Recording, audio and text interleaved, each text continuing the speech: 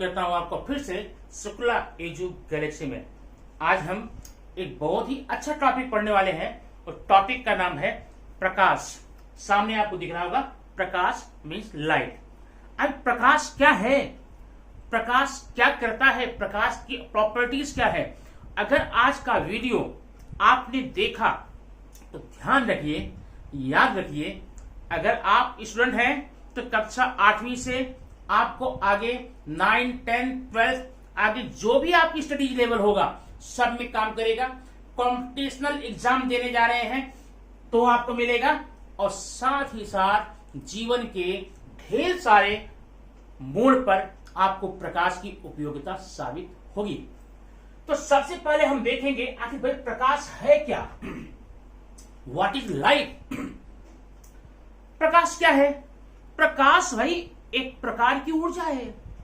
Light is a type of energy. प्रकाश एक ऊर्जा है, इतनी सी बात है। तो जब प्रकाश एक ऊर्जा है तो इसकी उपयोगिता क्या है, इसके गुणधर्म क्या है। पहला गुणधर्म ये है, जो प्रकाश होता ना वो हमेशा सीधी रेखा में गमन करता है। प्रकाश सीधी रेखा में गमन करता है। मीन्स प्रकाश हमेशा सीधी रेखा में ही चलता है। प्रकाश कभी मोड़ आ गया ना, मोड़ पर मुड़ता नहीं है। प्रकाश का ये सबसे बड़ा गुणधर्म है। आइए इसका एक हम देखते हैं प्रैक्टिकल। वो प्रैक्टिकल आप घर पे कर सकते हैं। आप 3 कार्डबोर्ड लेंगे, 3 कार्डबोर्ड यहां पर ले लेंगे, ठीक है। अब तीनों को एक दूसरे के पैरेलल में आप खड़ा कर देंगे, ठीक है। तीनों में समान ऊंचाई पर एक एक आपको होल करना है, छिद्र करना है, और यहां पर आपको एक मोमबत्ती रखना है। मोमबत्ती क्या है? मोमबत्ती प्रकाश का स्रोत है। मोमबत्ती जो है प्रकाश का स्रोत है। मोमबत्ती ऊपर हो गई ना, थोड़ा नीचे करता हूं, ये देखो, ये हो गई मोमबत्ती। अगर आप यहां से देखते हैं, यहां पर देखते हैं तो आपको प्रकाश की लाइट, आपको प्रकाश का स्रोत, आपको प्रकाश दिखता है, ठीक है। अब एक काम करें, हम या तो मोमबत्ती को थोड़ा ऊपर या नीचे कर देंगे, या फिर इन 3 कार्डबोर्ड में किसी को खिसकाकर ऊपर या नीचे हम कर देते हैं। मैंने खिसका दिया इसको यहां पर, तो ये इसका होल जो है यहां पर आ गया। अब आप देखेंगे आपको यहां से प्रकाश दिखाई नहीं देता। इसका मतलब प्रकाश हमेशा सीधी रेखा में ही गमन करता है। अगर सीधी रेखा में गमन न करता तो प्रकाश यहां आता, यहां थोड़ा यहां मुड़ जाता, यहां फिर यहां मुड़ जाता, हमको दिखाई देता।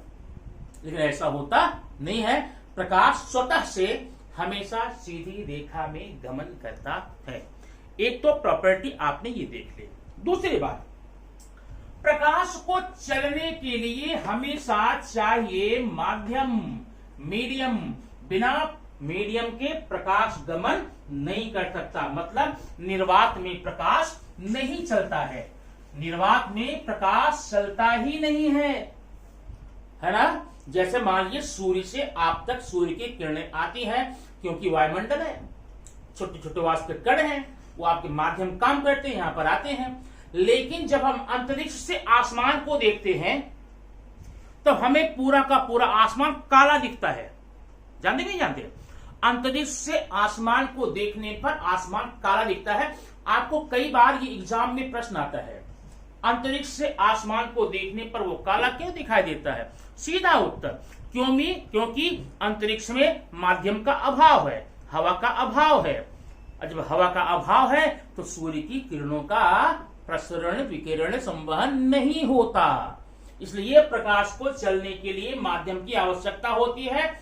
और जिंदगी में कभी भी किसी भी कंपटीशन में एक वाक्य का प्रश्न आएगा, प्रकाश डैश डैश डैश में नहीं चलता। कहां नहीं चलता? जब निर्वात होगा तो प्रकाश नहीं चलेगा। सीधी सी बात होगी, ठीक है। अच्छा, अब माध्यम वो ठोस हो सकते हैं, द्रव हो सकते हैं और गैस हो सकते हैं। अभी बल्ब से लाइट मेरे पास पहुंच रही है, इसका मतलब बल्ब से प्रकाश निकलकर मेरे तक पहुंच रहा है। किस माध्यम से? हवा के माध्यम से। हवा एक माध्यम होगी, गैस एक माध्यम होगी। अब ये जो प्रकाश का गमन होता है, आपने देखा कि हमेशा ये सीधी रेखा में गमन करता है, पहली बात।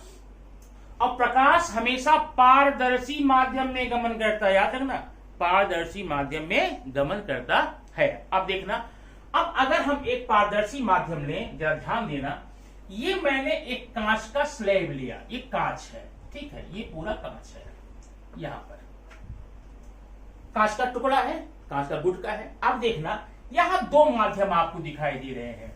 ये ऊपर जो है वो है एयर और नीचे जो है वो है ग्लास, फिर नीचे है एयर। तो जब प्रकाश की किरण हवा से चलेगी, कांच से होते हुए फिर हवा में निकलेगी, अगर मैं प्रकाश की किरणों को सीधा ऐसे परपेंडिकुलर लाऊं तो ये प्रकाश की किरण सीधा ऐसे निकल करके आगे हवा में चली जाएगी, ठीक है। तो आपने देखा कि अगर प्रकाश किसी माध्यम में, अगर माध्यम बदलता, अब यहां माध्यम बदल रहा है, यहां कौन सा माध्यम है, हवा, यहां कौन सा है, कांच, फिर हवा। यहां पर प्रकाश की पूरी यात्रा में, ट्रेवल में 3 माध्यम मिल गए, हवा, कांच, हवा। अगर प्रकाश की किरणें लंबवत चलती हैं, परपेंडिकुलर चलती हैं, तो उनके मार्ग में कोई प्रकार का विचलन या डिस्टरबेंस नहीं होता, वो सीधे अपने मार्ग से निकल जाती है। कब? जब प्रकाश की किरणें सीधी रेखा में, परपेंडिकुलर किसी माध्यम में लंबवत चलेगी तब।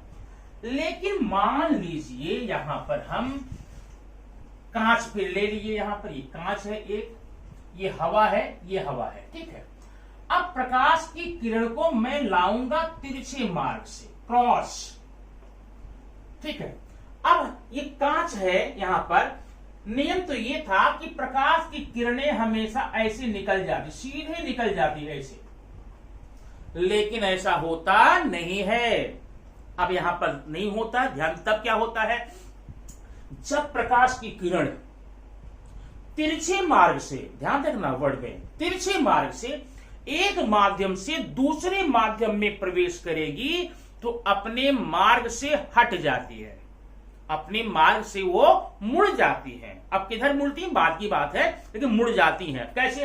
अब मुड़ना हम देखेंगे कैसे कैसे मुड़ी। यहां पर एक आपको डालना पड़ेगा लंब, ये है लंब, इसको बोलते हैं नॉर्म, नॉर्मल, ठीक है। ये आपका लंब है, ये देखिए, ये आपका सतह है, कांच की सतह है, ये आपका लंब है। हमें तो ये समझ में आ रहा था कि प्रकाश की किरण सीधा यहां निकलेगी, आगे निकल जाएगी, लेकिन होता क्या है एक्चुअली ये ऐसे चली जाती है, एक मिनट रुको, ये ऐसे, माने ये अपने मार्ग से विचलित होकर के वह अविलंब की तरफ यहां मुड़ गई है। देखो यहां पर ये देखिए, जबकि नियम क्या था इसका, हमें क्या लग रहा था ऐसे जाएगी, लेकिन प्रकाश की किरण सीधे नहीं गई, बल्कि यह अविलंब की तरफ मुड़ गई, अविलंब की तरफ मुड़ गई, ठीक है। अब ध्यान देना, फिर मैंने एक ग्लास यहां पर लिया, ये आपका कांच है, ध्यान देना, पारदर्शी कांच है ये। अब एक किरण यहां आई, अब ध्यान देना, ये कौन सा माध्यम है, कांच है, और यहां हम डाल देंगे एक लंब डालेंगे, फिर अविलंब या नॉर्मल बोलेंगे। नियम तो ये था कि सीधे निकल जाती, लेकिन ये प्रकाश की किरण इधर चली जाती है, देख रहे हैं। यहां पर ये देखो, हवा से जब कांच मैं ऐसे बना देता हूं, ऐसे कांच का गुटका है, हवा से जब कांच में आई प्रकाश की किरण तो अविलंब की तरफ झुक गई, लेकिन जब कांच से हवा में गई तो अविलंब से दूर हट गई। अब यहां पर क्या हमें निष्कर्ष क्या निकालना है, ये आपका है एयर और ये है ग्लास, ये है ग्लास, ये है एयर। हवा जो है एक विरल माध्यम है, लेकिन दो माध्यम है, हवा और कांच है, कांच और हवा है। हवा एक विरल माध्यम है, कांच एक सघन माध्यम है। यहां पर कांच सघन माध्यम है, हवा विरल माध्यम है। जब प्रकाश की किरण विरल माध्यम से सघन माध्यम में प्रवेश करेगी, वो भी तिरछे मार्ग से, जब प्रकाश की किरण हवा से कांच में, मतलब विरल माध्यम से सघन माध्यम में प्रवेश करेगी तो ये अभिलंब की तरफ झुक जाएगी। ये देखिए ये कोण ज्यादा है और ये कम है। उलट इसके यहां देखिए, और जब प्रकाश की किरण सघन माध्यम से विरल में जाएगी, मतलब कांच से हवा में जाएगी, तो ये अविलंब से दूर हट जाएगी। दो चीजें आपने यहां पर देखी। अब यही चीज आप हवा और पानी का कर सकते हैं।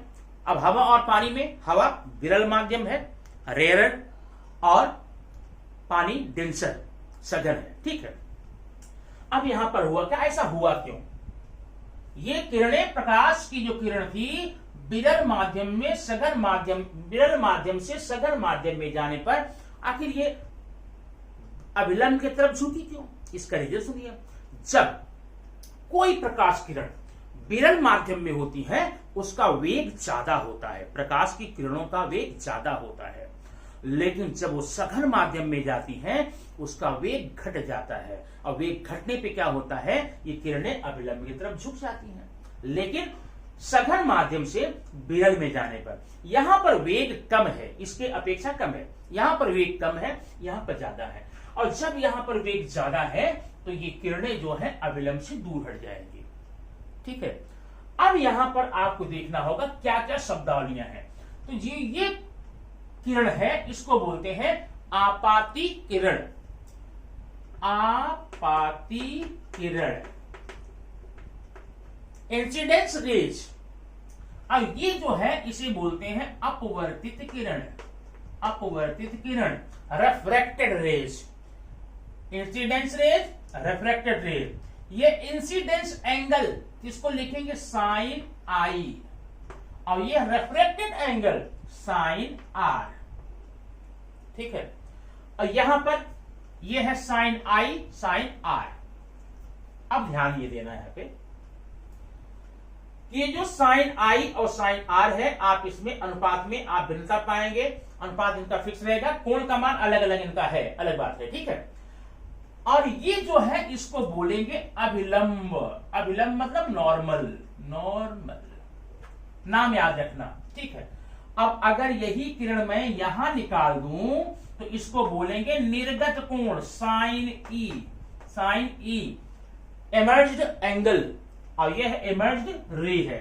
तो इतनी चीजें आपने यहां पर समझ ली। अब यहां पर कुल मिलाकर आ जाइए, मुख्य बिंदु क्या आपने पढ़ा। मुख्य बिंदु ये पढ़ा, जब प्रकाश की किरण एक पारदर्शी माध्यम से दूसरे पारदर्शी माध्यम में प्रवेश करती है तो वह अपने मार्ग से विचलित हो जाती है। जब कोई प्रकाश की किरण एक माध्यम से दूसरे माध्यम में तिरछे मार्ग से प्रवेश करे, अपने मार्ग से विचलित हो जाती है। विचलित होने की इसी घटना को हम क्या बोलते हैं, अपवर्तन। क्या बोलेंगे, अपवर्तन, रेफ्रेक्शन, अपवर्तन या रेफ्रेक्शन। तो ये आपने देखा, प्रकाश की किरणें अपवर्तन करती हैं, प्रकाश की किरणों में रिफ्लेक्शन होता है। कब होता है, जब वह एक पारदर्शी माध्यम से दूसरे पारदर्शी माध्यम में जाती है तब, ठीक है। ये तो एक गुणधर्म हो गया। अब अगर हम देखें, एक ऐसा माध्यम लेंगे जो अपारदर्शी होगा। कैसा, अपारदर्शी। अगर अपारदर्शी है तो क्या होगा, अब ये देखना यहां पे, ये है आपके एक दर्पण है, ये देखना, ये है दर्पण। दर्पण के पीछे का भाग पॉलिश किया गया रहता है, कलई, ठीक है, और सामने का भाग चमकदार होता है जिसमें आप अपना चेहरा देखते हैं। इसमें हम क्या करेंगे, एक अभिलंब यहां पर बना देंगे, ये है अभिलंब, नॉर्मल। अब प्रकाश की किरण हम लाएंगे यहां से, ये देखना, इसे बोलेंगे आपाती किरण, इंसिडेंस रेज। अब इसे बोलेंगे आपतन कोण, इंसिडेंस एंगल।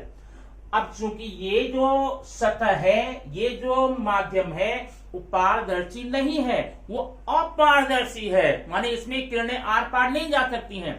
और अपारदर्शी होने की दो कंडीशन है, या तो ये सतह परावर्तक होगी, चिकनी होगी, शाइनिंग होगी, या तो खुरदुरी होगी। लेकिन दर्पण लिया है तो इसकी सतह क्या है, परावर्तक है। तो ये जो किरण है यहां से निकल जाएगी इधर। अब ध्यान देना, पहले आपने पढ़ा था प्रकाश की किरणें एक माध्यम से दूसरे माध्यम में प्रवेश कर गई। यहां पर है प्रकाश की किरणें परावर्तक सतह से टकरा करके उसी माध्यम में, अलग नहीं, उसी माध्यम में वापस लौट गई। इस क्रिया को बोलते हैं अपवर्तन, परावर्तन, परावर्तन, रिफ्लेक्शन।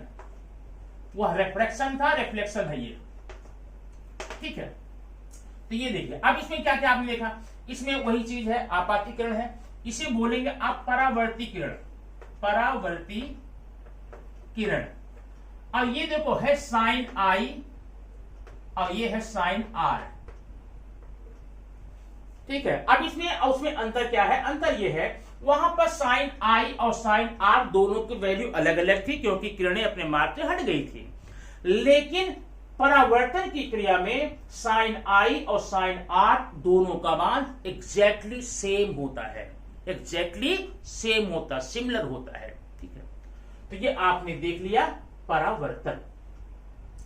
अपवर्तन कहां था, पारदर्शी माध्यम में।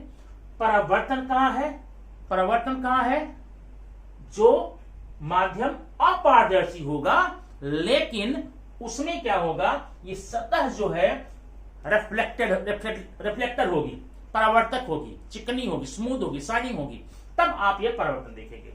लेकिन अगर मैं इन्हीं सतह को खुरदुरा कर दूं, ये देखना मैं बताता हूं, ये सतह आपकी खुरदुरी है, ठीक है, इसमें परावर्तन नहीं है। अब जैसे मिट्टी है, चौक है, खड़िया है, रबर है, ये सब है। अब इसमें अगर प्रकाश की किरणें आए तो क्या होगा, पार तो जाएगी नहीं क्योंकि यहां पर वो अपारदर्शी है। और यहां पर अगर सतह खुरदुरी है तो परावर्तन भी नहीं होगा। ऐसी जगहों पर इन प्रकाश की किरणों का अवशोषण होता है। क्या होगा, अवशोषण, एब्जॉर्प्शन होगा। तो आपने यहां पर देखा तीन चीजें देखी, पारदर्शी माध्यम में अपवर्तन है और चमकदार सतह पे परावर्तन है। और अगर कोई चीज खुरदुरी है, सतह अपारदर्शी खुरदुरी है, तो वहां पर प्रकाश किरणें न तो आगे जाएंगी और न तो इनका रिफ्लेक्शन होगा, बल्कि वो किरणें प्रकाश की वहीं पर एब्जॉर्ब कर ली जाती हैं और शोषित कर ली जाती हैं। ये आप घटक, ये शब्द आप याद रखना। अब एक चीज और देखना, एक होता है आंशिक परावर्तन। क्या है, आंशिक परावर्तन। अब ये क्या होता है, आंशिक परावर्तन। अब इसमें क्या है, आपने कभी कभी देखा होगा कोई कांच ऐसा जो पारदर्शी हो, आर पार दिखता हो। अभी देखना, ये कांच है, ये पारदर्शी है। तो जब प्रकाश की किरण यहां से चलेगी, ये वस्तु आपका है, ऑब्जेक्ट चलेगी, तो चूंकि पारदर्शी है इसलिए किरण आगे निकल जाएगी। लेकिन कुछ किरणें, आंशिक किरणें रिफ्लेक्ट हो जाएंगी। क्या होंगी, रिफ्लेक्ट हो जाएंगी। और जब रिफ्लेक्ट हो जाएंगी तो प्रतिबिंब यहां पर बना हुआ दिखाई देगा, वो भी धुंधला प्रतिबिंब, साफ साफ नहीं। इसे कहते हैं आंशिक परावर्तन। बात समझ में? तो आपका आंशिक परावर्तन हो गया। अब पहले जब पूर्ण परावर्तन था और अपवर्तन था और शोषण था किरणों का। अब दर्पण में देखिए, जो आपके घर में दर्पण होता है उसमें बनने वाले प्रतिबिंब की विशेषता क्या है, उसे बोलते हैं समतल दर्पण। समतल दर्पण, इसमें जो प्रतिबिंब बनता है ये आपका दर्पण है, मान लीजिए ये। अब ये यहां पर कोई वस्तु खड़ी है, ये कोई ऑब्जेक्ट है, वस्तु है। इसका जो प्रतिबिंब दर्पण में बनेगा, कैसे बनेगा उसकी विशेषता देख लो। ये जो समतल दर्पण में बनाया हुआ प्रतिबिंब, बना हुआ प्रतिबिंब दर्पण के पीछे बनेगा। पहली बात, दर्पण के पीछे बनेगा और उसकी ऊंचाई, आकार, साइज उतना ही होगा उस प्रतिबिंब का जितना कि वस्तु का है। नंबर ए, जान रहे होगे ना, ये देखिए, माने ये दूरी और ये दूरी दोनों बराबर है।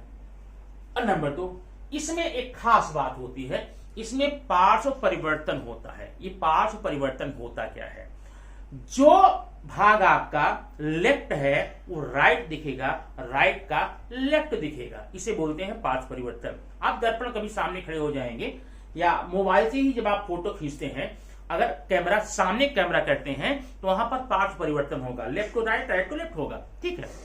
और वहां पर कुछ चीजें लिखी हुई दिखती, कैसी दिखती वो देखना। अगर मान लीजिए आपने यहां लिखा है राम और दर्पण में देखेंगे तो आपको ये मिलेगा ऐसा, इस प्रकार से दिखेगा। इसे बोलते हैं पार्श्व परिवर्तन। माने इस अक्षर में जो पार्ट लेफ्ट होगा वो राइट हो जाएगा, जो राइट है वो लेफ्ट हो जाएगा। साइज सेम रहेगी, आकार सेम रहेगा, लेकिन यहां पर साइड चेंज हो जाती है। इसको बोलते हैं पार्श्व परिवर्तन। देखिए अब यहां र सबसे क्या था, लेफ्ट में था, यहां क्या राइट हो गया।